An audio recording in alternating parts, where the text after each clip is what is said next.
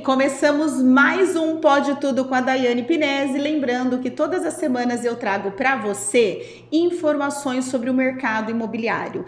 Essa semana especialmente eu vou falar sobre um assunto muito importante e para todos os corretores que trabalham no mercado imobiliário, que tem carteira de locação, às vezes a gente encontra pedras no meio do caminho. Então eu tô trazendo hoje para falar conosco um especialista em gestão patrimonial. Mas antes de eu apresentar ele para você, eu vou pedir para que você toque no sininho, faça a sua inscrição, para que a partir da próxima semana você já seja notificado do próximo Pode Tudo com a Daiane Pinesi, que vai ao ar todas as segundas-feiras às 19 horas aqui no meu canal. Tá bom?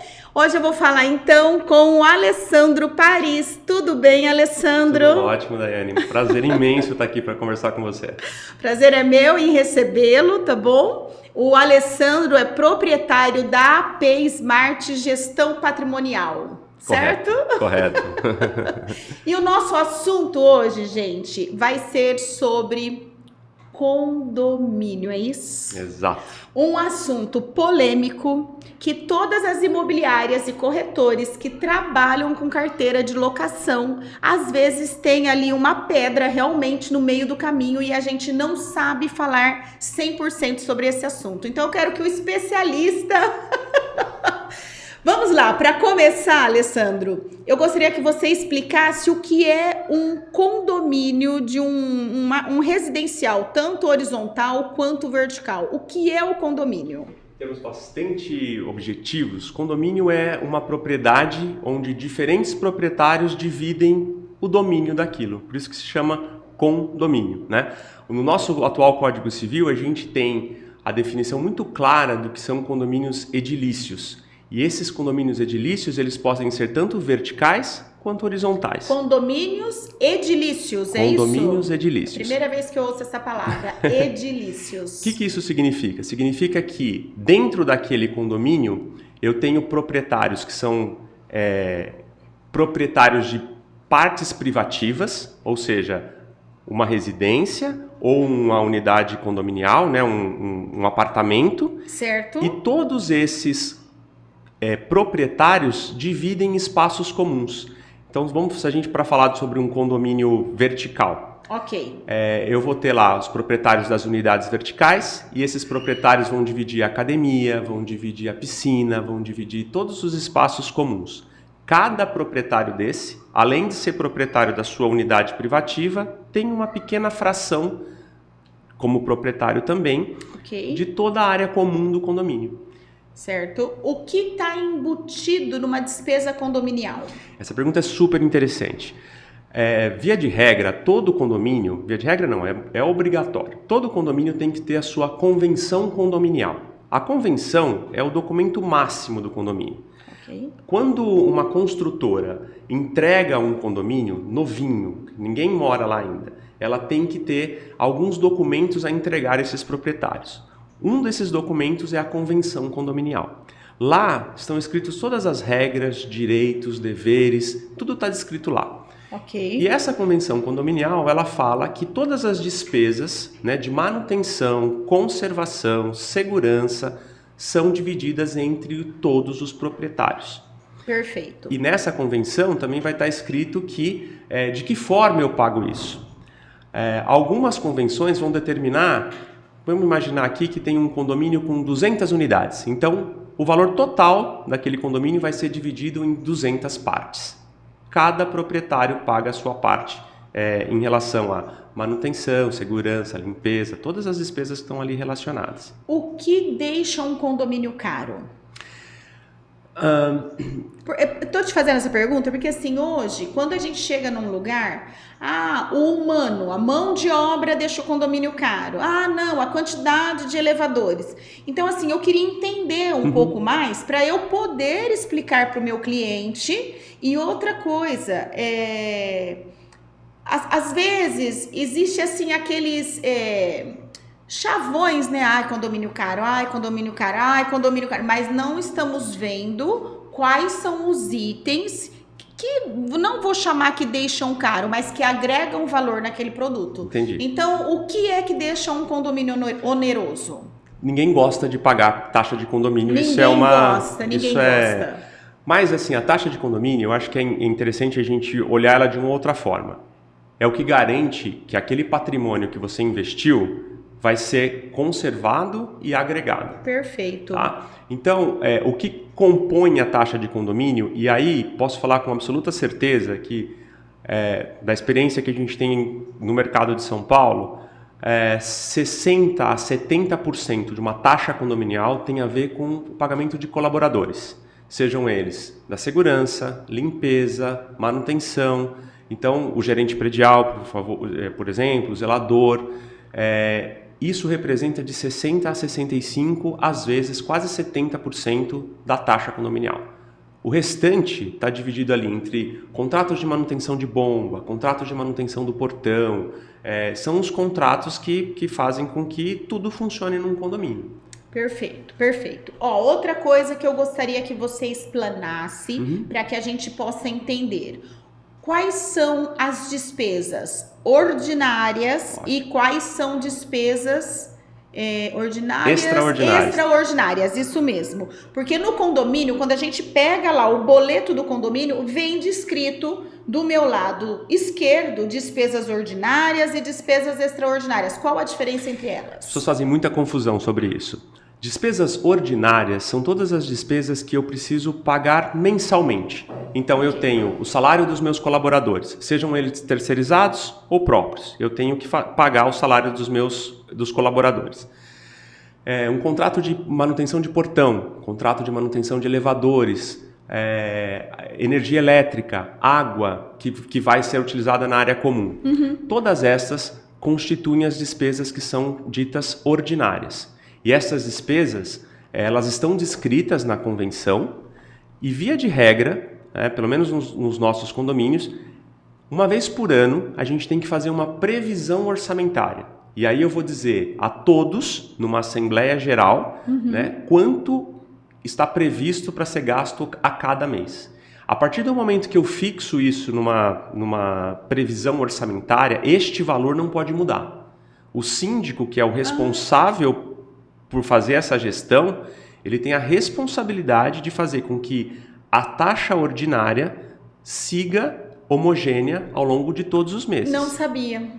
Eu estou no mercado imobiliário já faz 13 anos. Eu não sabia dessa informação. Então, as taxas ordinárias, elas têm que ser equilibradas. Exato. Ela não pode um mês ser baixa, outro mês ser alta, não. Ela tem que ter o mesmo valor. Digamos 12 meses, os 12 meses no mesmo valor, é isso? Exatamente. Aí você vai falar assim, puxa, Alessandro, mas assim, meu condomínio todo mês vem uma taxa diferente. Porque acrescida a taxa ordinária, a gente também tem aquela parcela de taxas extraordinárias. E quais seriam essas taxas extraordinárias? Aí a gente precisa dividir isso em 2 pontos, a taxa extraordinária, tá?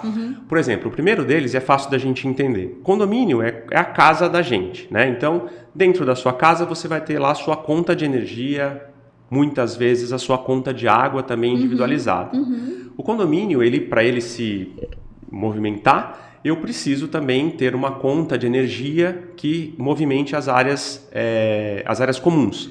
Então, a energia que eu gasto no elevador, para abrir e fechar portão, tudo isso é uma conta de energia que vai ter que ser paga pelo condomínio. Certo. Tá? Na maioria dos empreendimentos, o que eu particularmente acho interessante de fazer é que essa despesa, por ser uma despesa variável, sim, ela precisa ser dividida, rateada, que é o nome correto, mensalmente. Então, se no mês eu tive X de conta de energia, eu preciso dividir esse X para que cada condômino pague a sua parcela, em função do que corresponde a ele.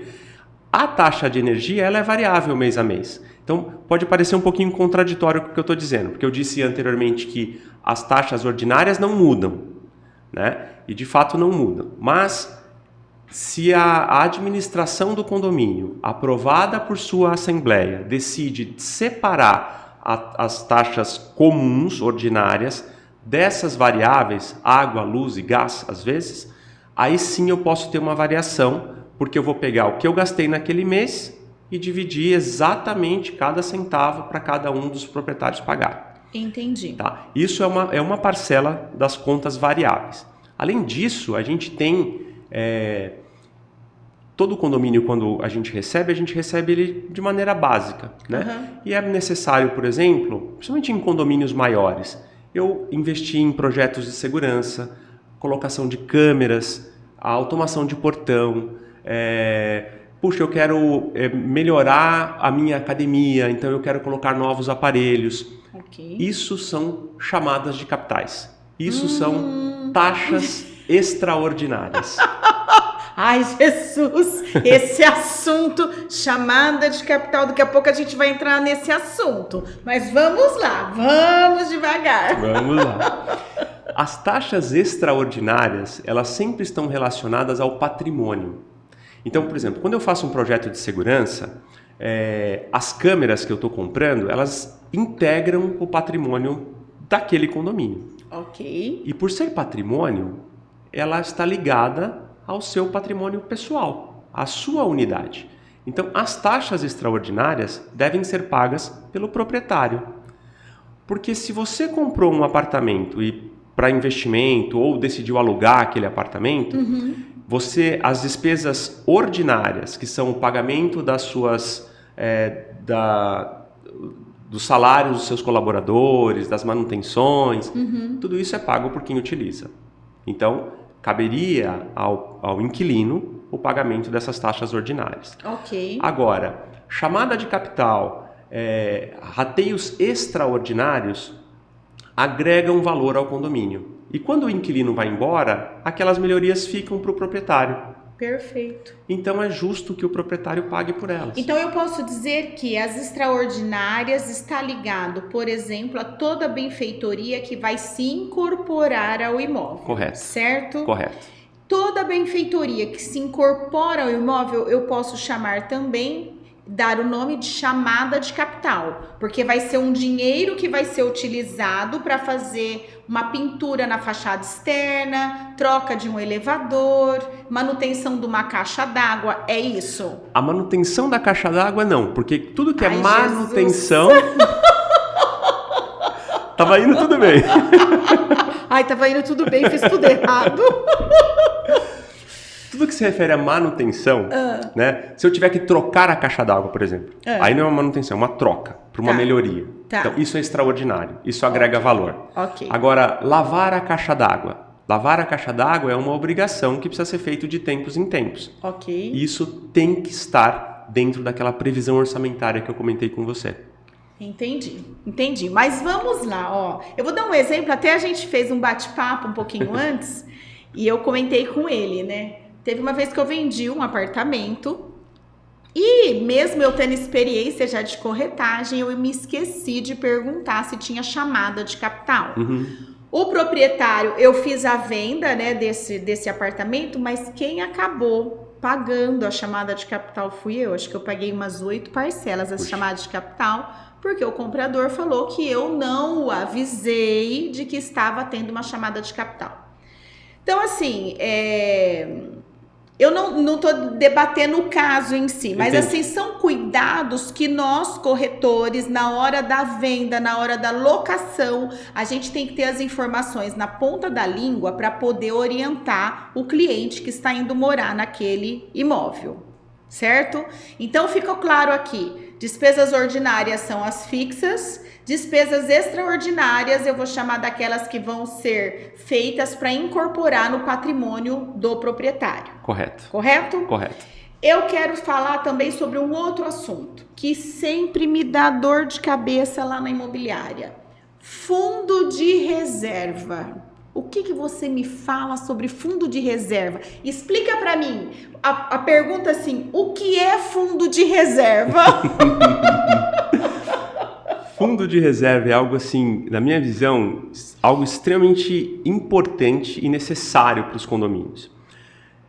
Apesar de a gente ter ali todo o estudo de previsão orçamentária, né, de fazer todo um planejamento anual, é natural que mesmo em empreendimentos novos, incidentes aconteçam. Então, por exemplo, A gente tem lá a entrada de água, né, pela concessionária que chega até a porta do condomínio. Ok. Do condomínio para dentro, é responsabilidade do condomínio fazer a distribuição dessa água. Então, via de regra, a caixa d'água fica no topo do prédio e eu tenho uma bomba que joga a água que recebeu ali da concessionária para encher a caixa d'água lá em cima do prédio. Ok. Essa bomba, se ela quebra, por exemplo, a gente vai buscar garantia, a gente vai atrás, vai mandar consertar, só que isso leva tempo. E o condômino não pode ficar sem água um dia sequer. Ok. O fundo de reserva entra aí. É um dinheiro que o condomínio arrecada, na imensa maioria das vezes. Isso está previsto lá na convenção, que foi aquele primeiro documento que eu coloquei para você. Ok. E esse documento vai dizer se é 5, 10, 15, qual é o percentual da taxa ordinária que eu vou destinar a este fundo de reserva. Não, então para lá. Vamos lá. Nós temos duas taxas, ordinárias e extraordinárias. Correto. O fundo de reserva, ele é uma porcentagem só da taxa ordinária. Corretíssimo. Porque a extraordinária, ela é variável. A extraordinária, por exemplo, assim, ó, eu vou fazer extraordinária, você deu um exemplo super legal. Eu preciso fazer a pintura do meu prédio, da fachada. Ok. Isso valoriza o empreendimento, Sim. conserva o empreendimento. Então, eu vou fazer uma chamada de capital específica para fazer a pintura da minha fachada. Quando eu acabar de fazer a pintura, aquela taxa deixa de existir, porque ela só foi criada para aquele objetivo principal. Então, Perfeito. o fundo de reserva, via de regra, é um valor de 5% sobre a taxa ordinária, que é comum a todos. Perfeito. E o síndico só pode usar deste recurso que está guardado numa situação emergencial. Então, no caso da bomba que eu estava comentando, estourou a bomba. Puxa, eu vou acionar o meu seguro para o seguro pagar. Até que isso se resolva, como é que a gente fica? O prédio fica sem água? Não. Então, o síndico tem que ter um recurso que ele possa usar imediatamente para corrigir qualquer desvio que a gente tenha no condomínio e depois ele ratifica isso na Assembleia e quando chegar o dinheiro do seguro, quando a responsabilidade por aquele pagamento tiver sido determinada, devolve-se esse dinheiro para o fundo de reserva. Deixa eu fazer uma pergunta. Claro. E se queimar um elevador numa tempestade? Eu uso o dinheiro do fundo de reserva? Exatamente para isso. Exatamente para isso. Então são para reparos emergenciais. Posso dizer que é isso? Pode. Exatamente isso. Perfeito. Ó, então vamos pensar. Eu tenho condomínio, despesas ordinárias, despesas extraordinárias. Das despesas ordinárias eu tenho fundo de reserva. Agora a minha pergunta. Quem é responsável por pagar o fundo de reserva? Porque a gente também tem esse problema. Por ser um percentual da taxa ordinária, né, e a taxa ordinária tem a ver com todas as manutenções, eu acredito, né, a gente sempre leva isso em consideração, que esse também é responsabilidade do proprietário. Do proprietário. Do proprietário. O inquilino, ele pagaria... Desculpa, eu falei errado. Do locatário. Do locatário, exato. Do morador. Do morador. Por exemplo, se for o proprietário que estiver morando, é dele. Exato. Se for o morador, inquilino, é do inquilino. Exatamente. Então, eu vou fazer outra pergunta já, tá? E Tá vou bom. dar exemplo. Pode continuar. O fundo de reserva ele é algo interessante porque, assim, alguns colegas, né, que fazem sindicatura profissional acabam confundindo um pouco isso. É comum em condomínios eu ter uma certa inadimplência. Né? E a inadimplência é algo muito delicado porque ela pode comprometer o fluxo mesmo do... Imagina, assim, a gente quando faz uma previsão orçamentária, eu estou considerando que todos os proprietários vão contribuir com uma parcela daquilo lá. Sim. Se eu tenho uma certa inadimplência e não previ isso no meu orçamento, o condomínio fica sem dinheiro. Porque a previsão orçamentária, eu sempre digo o seguinte, né, para os meus clientes, condomínio não é banco. Não é para condomínio ter recursos financeiros em excesso guardado. Para isso eu já tenho fundo de reserva. Então, tem alguns condomínios que falam, puxa, eu tenho 1 milhão em caixa.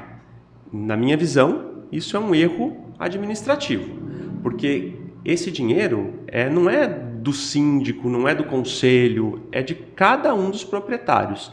E eu me sinto muito mais confortável que o próprio dono daquele dinheiro cuide daquele seu dinheiro, né? Sim. Mas é saudável que o condomínio tenha algo em torno de uma ou duas taxas condominiais para questões emergenciais, que é o fundo de reserva, tá? Que a gente colocou. Deixa eu te fazer uma pergunta, ó.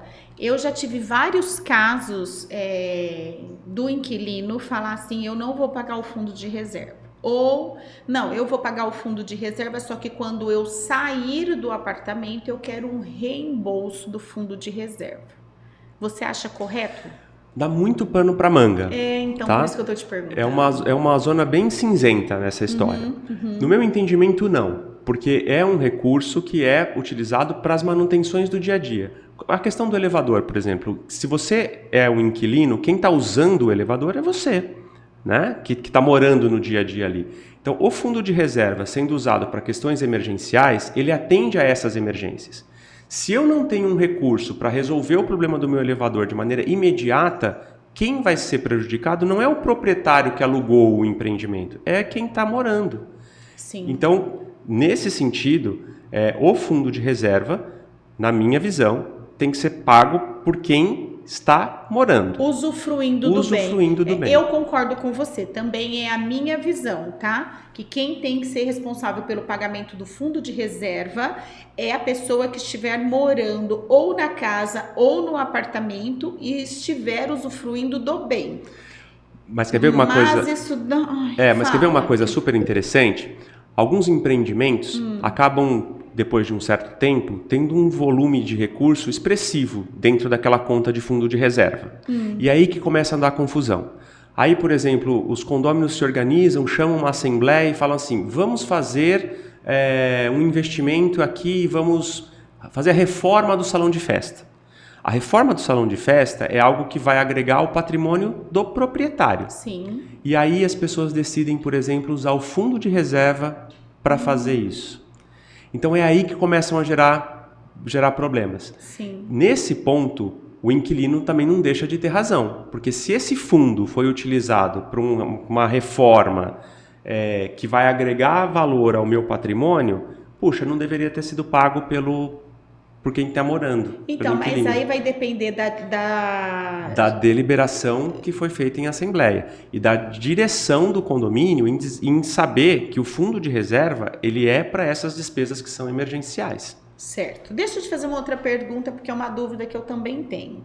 Eu tenho a possibilidade de tirar o condomínio do nome do proprietário e colocar no nome do inquilino? Essa pergunta é excelente. Há algum tempo já, eu não vou saber precisar quantos anos, mas boleto de condomínio, ele é na justiça considerado um título executivo. O que isso quer dizer? Antes, quando eu tinha dívida de condomínio, eu tinha que entrar com uma ação comum na justiça. E aí eu tinha que demonstrar para o juiz que aquele valor era devido. Então eu tinha que mostrar tudo para o juiz. Olha, o meu contrato de bomba é tanto, o meu contrato de elevador é tanto, para que o juiz tomasse conhecimento daquilo, identificasse que aquilo realmente era uma dívida e fizesse a cobrança. Atualmente, isso nem é tão atual, né, já faz algum tempo, que boleto de condomínio é considerado um título extrajudicial. O que isso significa? Eu posso entrar com uma ação de cobrança e direto o juiz determinar que aquela dívida tem que ser paga. E quem que paga a dívida de condomínio? E aí é um ponto super interessante para vocês corretores. Por que quando a gente vende um empreendimento, eu sempre retiro aquele documento de certidão negativa de débitos? CND condominial, isso mesmo. Porque quem responde pela dívida condominial é o próprio imóvel. É o que a gente tem um nome no jargão jurídico que diz que é uma despesa propter rem. É a unidade que responde pela dívida condominial. E é tão interessante isso porque a gente não é a pessoa física, é o bem, o imóvel. Exatamente. E a gente quer ver uma outra confusão que todo mundo fala? O meu apartamento é meu único imóvel, é meu bem de família. Ele não pode ser penhorado, salvo por algumas questões. E a taxa de condomínio é uma delas. Ah, é? Não sabia também. Ai, gente, estou aprendendo tanto hoje. Não sabia que o bem de família pode ser, então, penhorado pelo condomínio. Pelo não pagamento das taxas condominiais. Exatamente. O que levaria? Quantos condomínios, por exemplo? Eu sei que vai depender de um de um CNPJ para outro. Mas quantos condomínios em atraso me leva a uma situação dessa? Depende muito da administração do condomínio como um todo. A lei diz o seguinte: qualquer despesa condominial que esteja em atraso pode ser executada. Se eu deixar de pagar de um dia para o outro, eu estou em atraso. Pode ser executado. Isso é o que diz a lei. O que a prática de mercado faz é quando isso normalmente gira ali em torno de 3 a 6 taxas condominiais. Por quê? Porque para o condomínio fazer essa cobrança é uma ação judicial. Então tem custas de um advogado, tem custas. Então, muitas vezes, a administração do condomínio, que aí é dividida entre síndico e administradora, um escritório de contabilidade, e normalmente quem faz a cobrança, a responsabilidade da cobrança é do síndico, mas quem executa essa cobrança é a administradora, o escritório de contabilidade que emite os boletos. Então, normalmente, dentro do mês, a gente costuma chamar que aquilo é uma impontualidade. Então, se a taxa de condomínio venceu no dia 10, a pessoa pagou no dia 25, ela foi impontual. Isso é um jargão. Ela é inadimplente um dia seguinte depois que ela deixou de pagar. Mas, normalmente, o mercado trata disso dessa forma. Virou o mês, normalmente, as pessoas acionam um advogado para que a cobrança seja feita por este advogado. E esse advogado leva ali 1 a 2 meses para tentar fazer um acordo extrajudicial. Né? E aí a pessoa paga ali em vezes e assim por diante. Se não pagar, aí entra com ação judicial de execução. Deixa eu te fazer uma pergunta. Digamos que a gente tem lá uma torre ou um condomínio horizontal, a pessoa não pagou o condomínio, não entrou num acordo e esse imóvel vem pro CNPJ do condomínio. Como que é isso? Não, então é assim, ó. Você entendeu minha pergunta, né? Como que funciona isso? Legal, porque assim, ó, o condomínio, ele precisa de um CNPJ porque ele faz contratações, ele contrata pessoas, contratos, mas não, o condomínio, ele só é proprietário daquele prédio ou daquele número de casas. Um condomínio constituído, ele não pode, por exemplo, agregar uma outra área a ele. Mas eu não posso agregar aquele imóvel que não pagou o condomínio no CNPJ da empresa que faz a prestação de serviços condominiais. Não. Como é que é feito? Eu tenho uma dívida, vamos imaginar que eu tenho uma dívida de 100 mil reais de condomínio, tá? E o meu imóvel vale 500 mil. Esses números podem parecer absurdos, mas não. As taxas condominiais, se não tomar cuidado, elas acabam chegando... Eu tenho um caso interessante em São Paulo de um prédio que a gente administra. Cada unidade desse prédio gira em torno ali de 33 milhões. Uma unidade foi leiloada por falta de pagamento de condomínio. Mas leiloada? Leiloada. Aí como é feito? Quando não tem o pagamento...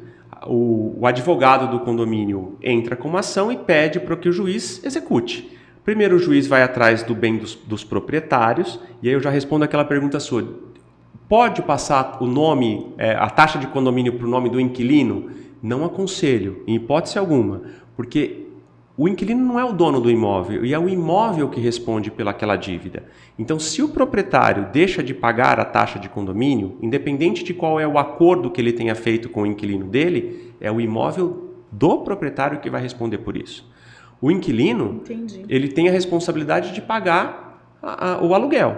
E se ele não paga o aluguel, o proprietário pode entrar com uma ação de despejo. Mas em relação à taxa de condomínio, o inquilino não tem absolutamente nada a ver com isso. Tá? Esse é um acordo entre proprietário e inquilino. Entendi. Então, assim, minha sugestão para os proprietários: paguem vocês as taxas de condomínio. Tenham certeza que vocês estão em dia. Eu ia te perguntar justamente isso, porque na minha cabeça, eu não sou profissional que administra o patrimônio de outras pessoas. Eu trabalho com processo de compra e venda e locação. A gente administra o contrato de locação, mas sempre ficou a dúvida na minha cabeça. Por que que eu não passo o boleto do condomínio no nome do inquilino?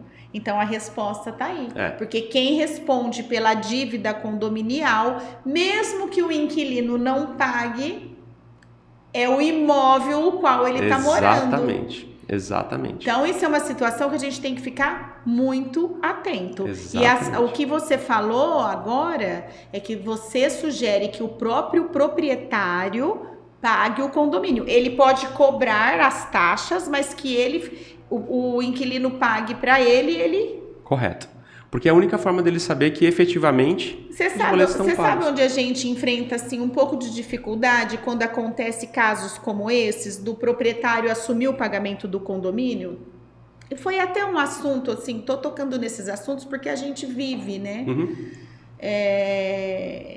Nós tivemos um inquilino que ele alugou, a gente chama de pacote, aluguel, condomínio e IPTU. Só que o condomínio ele tem essas variações. Uhum. E, por exemplo, no mínimo uma vez por ano, que é quando você faz a planilha orçamentária, existe um aumento no valor do condomínio. Ele não é todo ano, por exemplo, R$500. Uhum. Então, um ano ele é 500, outro ele é 520, 550 e assim vai. E esse inquilino não quis pagar, inclusive esses reajustes que a previsão orçamentária apresentou. Aí o proprietário esperou vencer o período e pediu o apartamento. Eu acho que eu faria a mesma coisa. Sem dúvida. Porque assim, a gente tem que ter o bom senso. Se tudo sobe, como que o condomínio vai ficar 5 anos, 3 anos, não sei, no mesmo valor? Não fica. E por que taxa de condomínio sobe? Porque se é uma empresa que está cuidando da segurança, por exemplo, que é uma empresa terceirizada, todos esses colaboradores estão vinculados a um sindicato. Uma vez por ano, esse sindicato, por força de lei, faz um ajuste no salário, no vale alimentação, no vale transporte e repassa para essas empresas terceirizadas um aumento. Por exemplo, o ano passado, esse aumento girou em torno de 7,5% na questão de segurança e quase 10% de limpeza. E eu lembro que eu comentei com você que o que compõe a taxa condominial, 60% a 70% são colaboradores. Sim. Então, quando a gente coloca um aumento de 7% a 10% em cima dessa despesa, não tem como segurar. Não tem. Não tem jeito. E aí precisa ser repassado para os condôminos. E é um assunto muito delicado realmente, porque assim, de novo, se o proprietário, né, alugou, quem paga pelas despesas operacionais, pelo salário do zelador, pelo salário de segurança, é quem está usando, é o inquilino que deveria pagar. Então faz sentido, talvez o que a gente possa, de largada, né, colocar, ainda mais para o seu público de corretores, deixar claro no contrato de locação que os aumentos, os ajustes da cota condominial estão incluídos dentro do contrato e que precisam ser respeitados. Você fez uma observação, na hora que a gente estava fazendo um breve bate-papo, que você faz uma sugestão da gente colocar no contrato de locação, como que é? As despesas ordinárias. Lembra? Você fez um comentário. O que ficaria fácil da gente colocar, até para simplificar, né? Tudo que for aumento de patrimônio, tudo que for melhorias que vão agregar ao patrimônio, são despesas que têm que ser pagas pelo proprietário, porque o inquilino, quando vai embora, não leva aquilo com ele. Sim. Todas as despesas que são do dia a dia, quem está usufruindo é o inquilino, então é o inquilino que paga por elas. Entendi. Tá? E aí a sua sugestão de também colocar isso no contrato de locação. Porque daí fica claro para todo mundo, né? Tá. A regra do jogo fica estabelecida. Transparente e estabelecida. Desde o início. Perfeito. Exatamente. Deixa eu te fazer uma outra pergunta, porque também é dúvida e gera muita polêmica. O condomínio, eu pago ele para morar, então assim, se eu aluguei uma casa ou um apartamento que tem condomínio, a hora que eu entrar no imóvel, eu já pago o condomínio daquele mês, ou eu vou usufruir, ou eu vou morar os 30 dias e pagar o primeiro boleto de condomínio no mês seguinte? Como que funciona? Não, essa confusão ela acontece porque aluguel é assim, né? Aluguel eu moro e depois eu pago. Isso, aluguel eu moro e depois eu pago. A taxa de condomínio não. A taxa de condomínio é uma despesa que existe uma previsão orçamentária, né, que é feita todo ano, e essa previsão ela é feita para que todas as despesas que são recorrentes naquele mês possam ser honradas. Então, de maneira bastante direta, Condomínio, você paga primeiro e depois usufrui. Aluguel, você mora primeiro, depois você paga. Deixa eu te fazer uma pergunta. Então, digamos que o meu inquilino entrou no apartamento no dia 10. Ok? O condomínio, por exemplo, vence no dia 9. Dia 9 tem que pagar o boleto do condomínio, mas ele começa a morar no dia 10. Uhum. Qual seria a porcentagem que ele vai ter de responsabilidade desde o mês que ele entrou? Ele vai pagar integralmente a taxa ordinária desse condomínio, que vence no dia 10, e lá no final do mês, né, quando vencer, por exemplo... O segundo. Ele vai pagar no primeiro mês.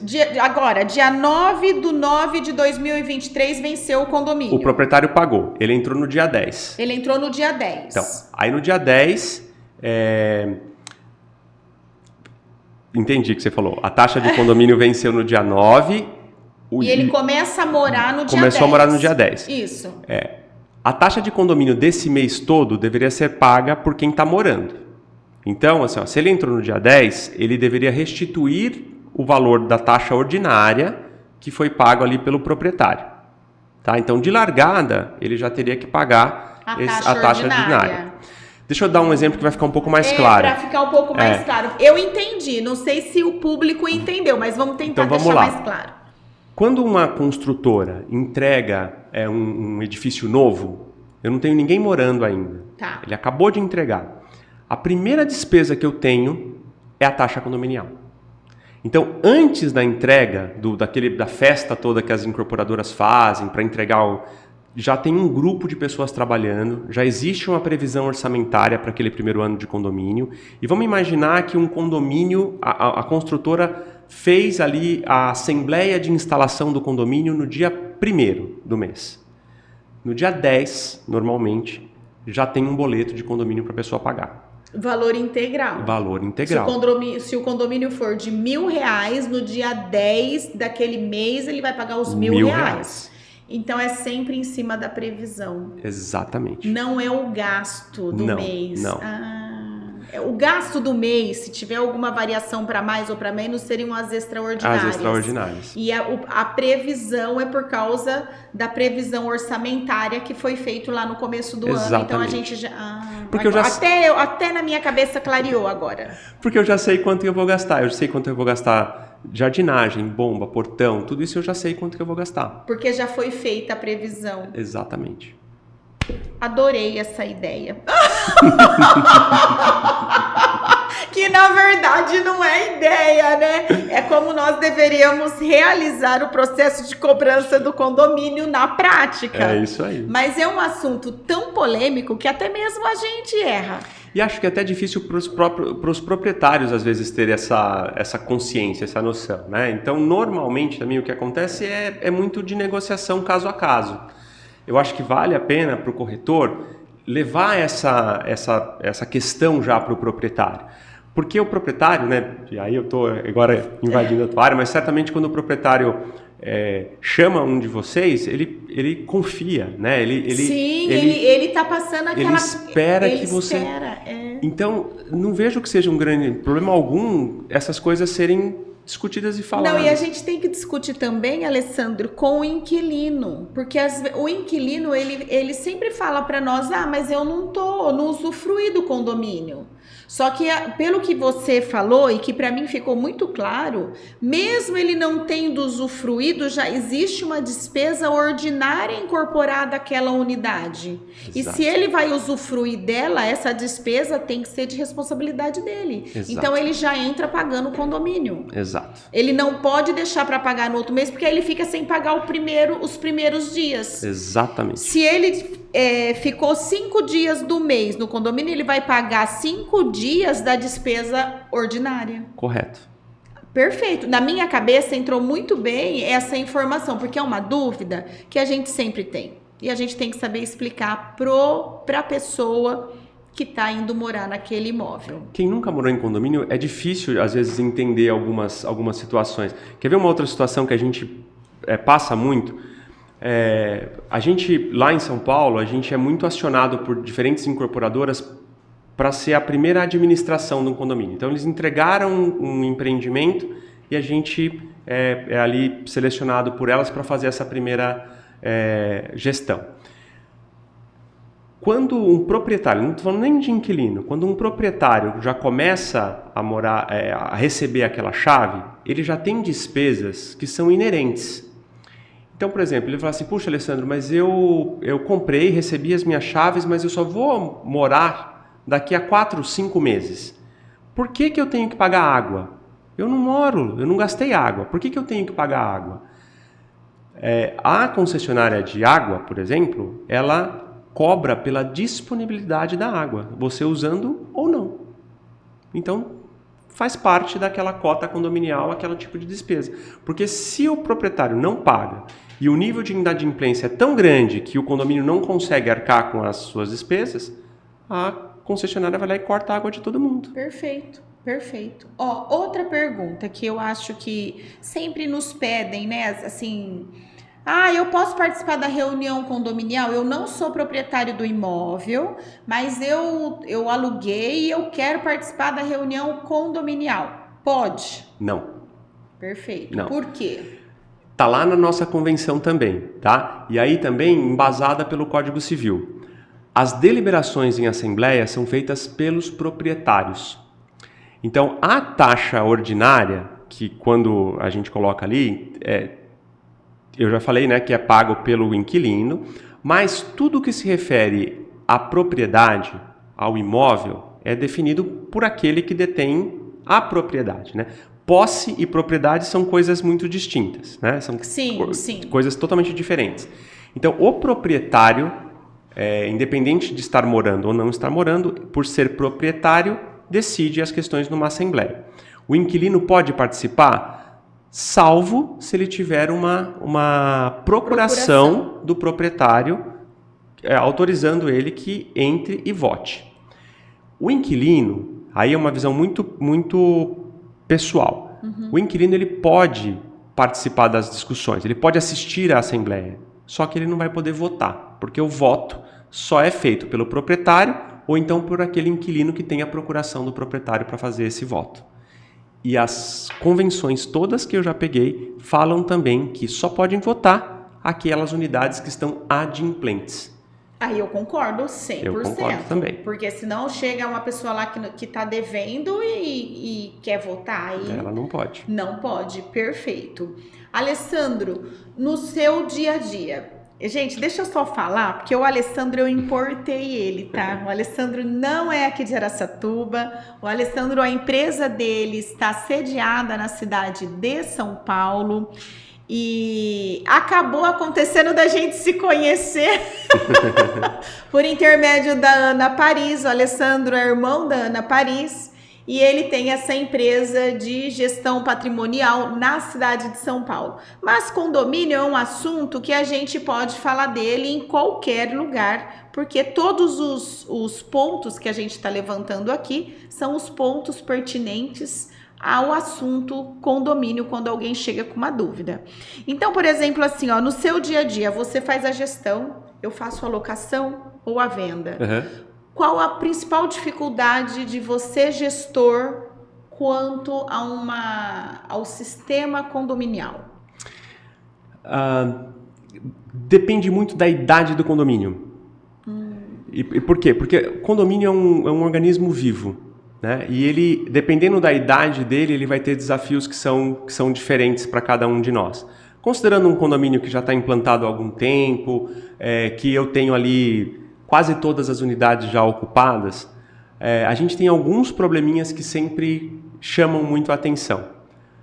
Eu sempre digo que ser síndico, tecnicamente falando, é muito fácil. Eu vou ter, 10, 12 contratos para gerenciar. Então, tecnicamente é muito fácil. O que torna o nosso trabalho tão desafiador é o ajuste de expectativas entre vizinhos. Então, um vizinho que tem um hábito, por exemplo, de escutar uma TV um pouco mais alta, o vizinho de baixo é um pouco menos tolerante a barulho, e aí começam todos os problemas que a gente escuta em condomínio. Quanto maior o condomínio, maior o número de pessoas, maiores as expectativas, maiores os números de conflitos que a gente tem lá. Tá? Mas cada condomínio é único, cada condomínio tem a sua personalidade, cada condomínio tem os seus desafios, e uma boa gestão é aquela, do meu ponto de vista, que consegue entender isso e ajustar na medida do possível, né? Porque o síndico, você fala, o síndico é o dono do prédio, em hipótese alguma. Não é. Mas o síndico ele impõe respeito. É a figura de autoridade. Perfeito. É a pessoa que representa o condomínio como um todo. Né? O síndico ele pode ser, de uma maneira bastante simplista, ser considerado como se fosse o prefeito daquela microcomunidade que se forma ali no condomínio. Então, o síndico tem que saber ouvir, né? Mas ele não é juiz. O síndico ele não está ali para dizer se você está certo ou se você está errado. A pessoa que escuta a televisão um pouquinho mais alta está certo ou está errado? Não é o síndico que decide isso. Mas o síndico ele tem que criar caminhos para que os vizinhos possam viver em harmonia. Você já foi síndico? Eu sou síndico, 100% do tempo. A gestão patrimonial, né, condominial, que a gente coloca aí na minha empresa, é talvez um nome diferente, mas a minha empresa basicamente faz sindicatura profissional. Esse é um mercado relativamente... Ele não é tão novo, né, ele já é um mercado de alguns anos, que vem em franco crescimento na cidade de São Paulo, porque as pessoas elas não têm mais tempo de serem síndicas. Isso consome muito tempo. E os prédios hoje em dia, né, os que de recém-lançamentos, vem sempre muito abarcado com muita tecnologia. Não só prédios em São Paulo, qualquer condomínio novo hoje em dia tem sistema de incêndio, sistema de pressurização, de bombas. Então, exige sim uma profissionalização do cargo de síndico. Eu concordo plenamente. Das experiências que nós tivemos, o síndico profissional, ele te dá muito mais... Ele vê aquilo... Eu não estou fazendo um favor, entendeu? Eu realmente estou trabalhando para que aquela situação do condomínio seja resolvida. Eu sou a favor do síndico profissional.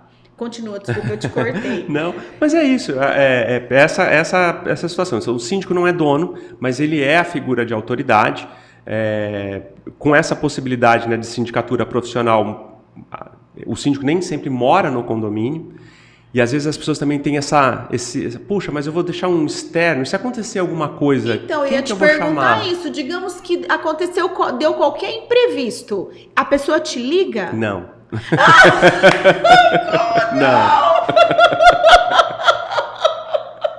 Aqui liga. Hoje, a gente administra hoje pouco mais de 3.000 unidades. Nossa. Na cidade, né, de diferentes empreendimentos. No começo, elas ligavam sim.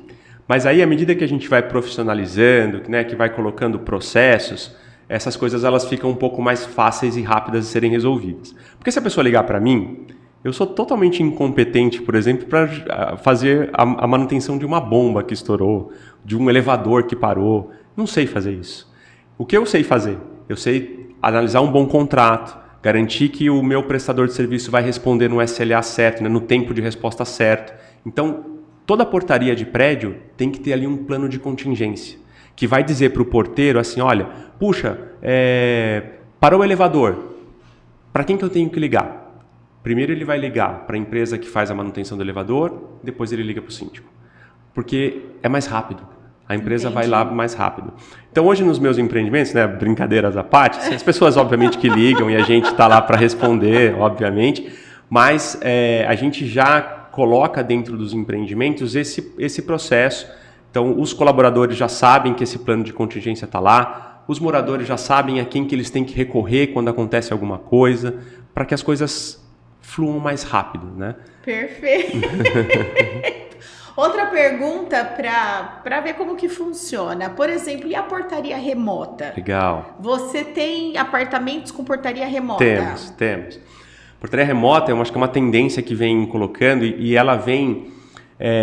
eu costumo dizer o seguinte, portaria remota, ela tem um efeito colateral muito positivo, que é a baixa da taxa condominial. Mas é um efeito colateral.